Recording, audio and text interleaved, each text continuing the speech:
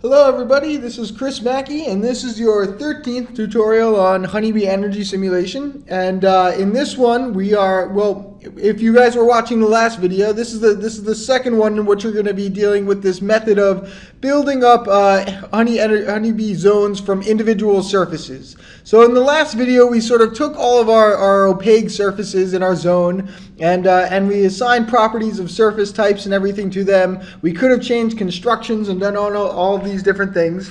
But in this video we're going to be now assigning windows. So right now all these are just opaque surfaces and they don't have any windows in them yet. Even though I should clarify, these are windows in my rhino geometry right now that I have here.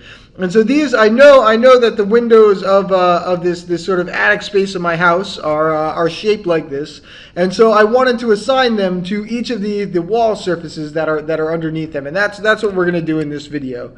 So all right, so to dive right in, maybe actually we'll start by kind of turning the preview off on everything except our two honeybee surfaces that have windows in them. Let's bring in maybe I'll make some space here. Let's bring in the geometry of those windows into AddHBGlz, into Grasshopper. Grasshopper, and we bring them in as breps. So you just type brep to start selecting the windows, and we'll select that window and right click on the brep and say set one brep. All right, and now that window is in Grasshopper, and we'll do the same on the other side. I'm just going to do Control-C, Control-V, and select that window, right-click, and set one brep. Okay, and now those windows are in there, and we can see.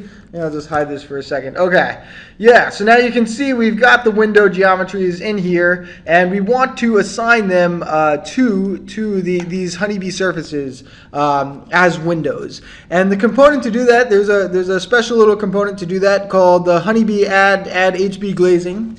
And you recognize this is a different method than, actually, I should probably walk you through both methods. So you guys remember that, we had this component, this honeybee glazing based on ratio component before. And you'd see actually I'll do a Control-C and Control-V on that right here. But you guys can see that we can use this to actually, if we wanted to assign glazing this way, if I turn the preview off on these windows, let's see. We can easily use this to assign glazing to these individual surfaces. So if we had that, now it's outputting a surface with a window and a glazing ratio of 0.25. So we could always use this honeybee glazing based on ratio for either honeybee surfaces or honeybee zones, as you saw up here. So I just wanted to point that out quickly, and you can see, let's see, if we were to have a slider, we could easily adjust and play around with that glazing ratio. Maybe I'll turn this off. But you can see we can play around with the glazing ratio pretty easily as we wish, using this method. But of course, we're making the sacrifice that this is a weird window geometry probably for an attic. And as I said in the last video, I know that this is really what the window is like in my room, which is the attic here. So all right, so we'll just turn the preview off on that. We're gonna put this off to the side. I'll leave it here just so you guys can see it in the example file. But what we really want to do is assign this brep to this wall. And the easy way to do that is with this other component, that I mentioned earlier, the Honeybee AddGlazing. And you see this is a different method of adding glazing than the glazing based on ratio. And this essentially what it takes a honeybee surface like the one we have here, like the wall, and it takes a child surface. Now a child surface, you guys actually may hear this term a few more times in the sort of tutorial series. If only because the sort of idea of child and parent surfaces is kind of how AddHBGlz understands and organizes the energy model. So you can imagine a child surface of this wall is a window. The window is a child surface of the wall.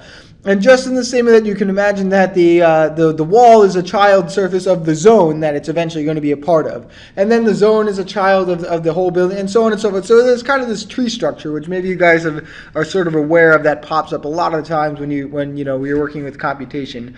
But basically, all right, so we take our honeybee surface and we take our child surface.